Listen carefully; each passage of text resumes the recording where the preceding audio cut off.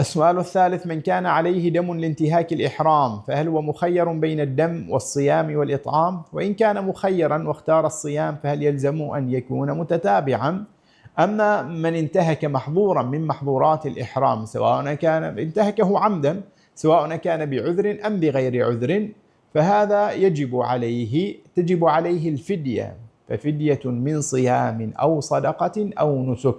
فمن كان منكم مريضا أو به أذى من رأسه ففدية، أي فانتهك المحظور، فانتهك ما أمر بأن يجتنبه، ففدية من صيام يصوم 3 أيام، ففدية من صيام أو إطعام يطعم 6 مساكين ويعطي كل مسكين نصف صاع من الطعام أو يعطيه 2 ريالين، ففدية من صيام أو نسك، أي يذبح هديا هنالك في الحرم، وهذا لأجل ارتكاب المحظور.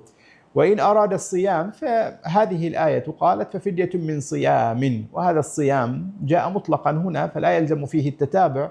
وفي حديث كعب بن عجرة قال له صلى الله عليه وسلم: صم 3 أيام، كان بوسعه أن يقول له متتابعات، ولأجل هذا الأرجح فيها أنها دين هي 3 أيام، إن صامها متتابعة فذلك أبرأ لذمته وأفضل وسيكون خارجا من الخلاف، وإن فرقها فهو يجزيه، والله تعالى أعلم.